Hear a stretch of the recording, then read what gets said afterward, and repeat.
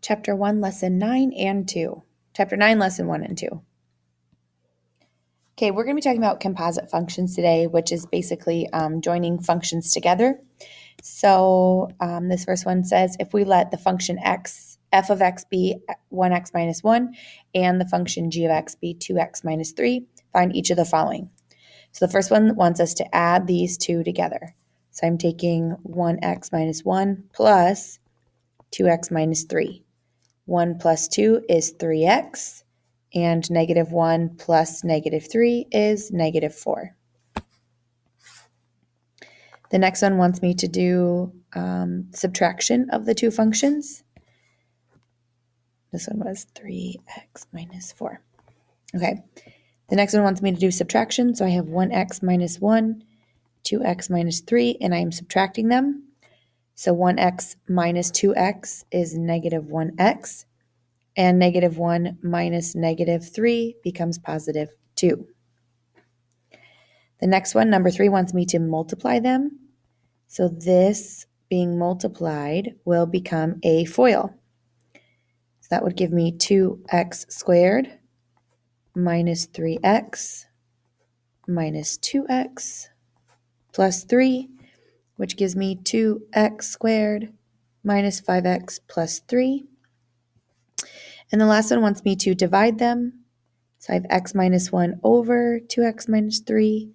And I just check to see if anything reduces, like could they all be reduced by a common factor, or do I need to factor out and cross out? And since these are both simple termed binomials, nothing crosses out, so that one doesn't change. So here's another example, 2x minus 8 and 1x minus 3, and they first want me to add them together. So when I combine like terms, I would have 3x minus 11. Next wants me to subtract them, so 2x minus 1x is 1x, and negative 8 minus negative 3 would be negative 5. Next, I need to FOIL them, so I'd have 2x squared minus 6x minus 8x, which is negative 14x, and 8 times 3 is 24. And the final one, 2x minus 8 over x minus 3. 2 can be taken out of the top. And we just check to see if anything can be reduced, and no, they cannot. Okay, the other composition we're going to talk about is f of g and g of x, or g of f. So what is important here to remember is when you are working with this, you work from the inside out. So we're going to take the g function and we're going to insert it into the f function. Or if they give me a number for x, I'm going to put it first into the g function and then put that result into the f function. So this first one says take 2 and put it first into the g function and then put that result into the f function. So substituting 2 into the g function would give me 2 plus 3, which is 5. And then I put that into the f function. 5 squared is 25. On number 2, they have me working first with the f function and then the g function.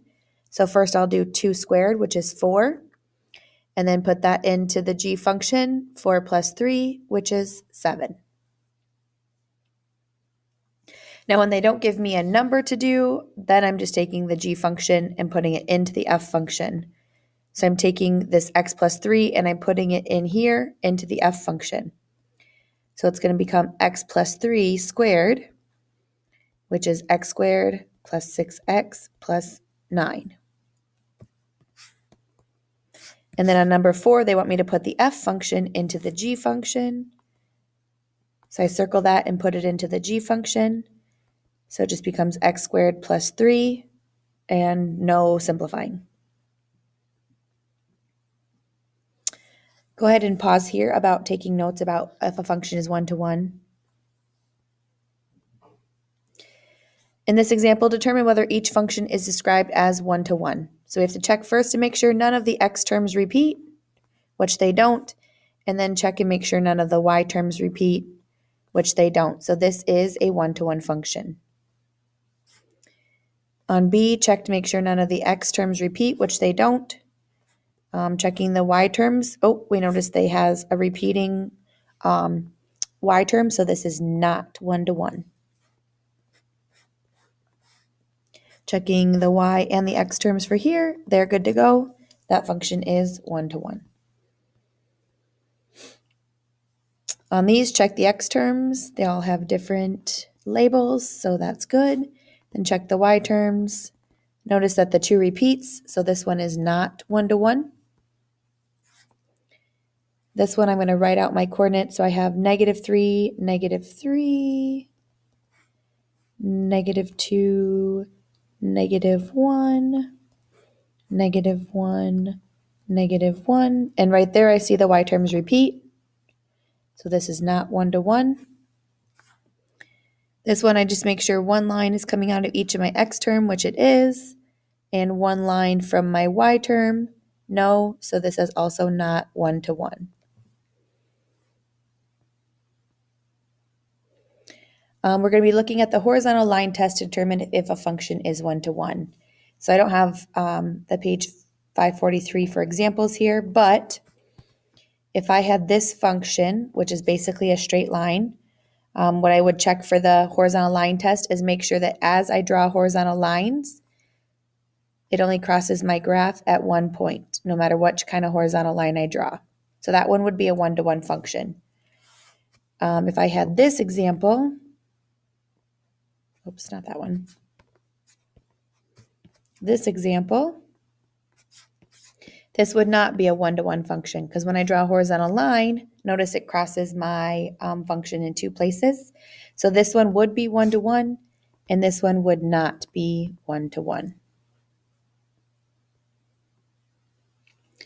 Okay, then in lesson 2, what we're going to be doing is finding the inverse of 1-to-1 functions. And it's labeled as f to the -1. That's how you know it's the inverse. What we're going to do is switch the x and the y coordinates and then solve the equation for y and then label it as f inverse of x. So for number 1, my original function is f of x equals x plus 3. For the sake of convenience, I'm going to make it y equals x plus 3. So according to my steps, I'm going to switch the x and y terms. So now it is x equals y plus 3. Solve for y. I'm going to subtract 3 to both sides. And then replace y with the inverse of x. Oops. So you can tell if the original function was adding, our new inverse function is subtracting. Same thing here on number 2. I'm going to change that to y equals and then switch. So x equals 3y minus 5. Add 5 and divide everything by 3. And then write it as inverse. X equals 6 minus 1y. Subtract 6. Divide everything by -1. And make that the inverse symbol. Change the x and the y. Oops. Multiply by 2 on each side. Add 3. And make it the inverse. Switch the x and the y. The opposite of cubing is taking the cube root and add 5.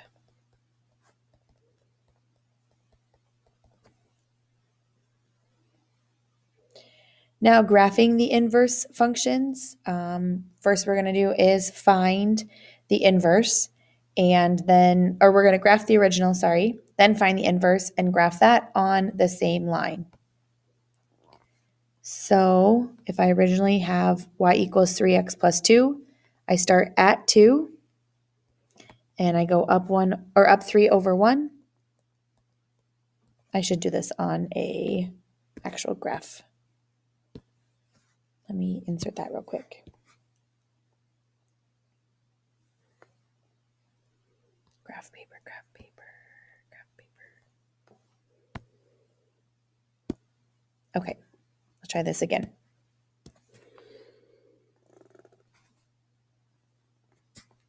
Okay, start at 2, go up 3 over 1. So there's my original image. And when we do reflect inverse, we're actually reflecting it over this line of y equals x. So what I'm going to do is I'm going to take my points and I'm going to reflect them over this y equals x line. And what you're going to notice is what happens is I'm going to switch the y coordinates. So when I would take this one and reflect it over the line, you'll notice its new point, instead of being at 1, 5, is now at 1, 2, 3, 4, 5, 1. So this one, instead of being at 0, 2, is now 2, 0. And this one, I have -1, -1, which when I switch them still stays as -1, -1. So what you'll notice happens is if you did a table, the original one being at 1, 5, now its inverse is at 5, 1. The next one was at 0, 2, and its inverse is at 2, 0. And last one was -1, -1, and its inverse was also -1, -1.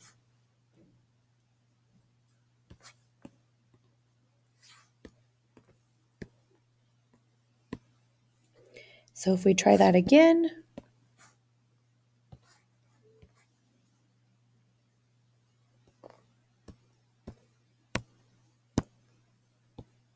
okay, we'll start with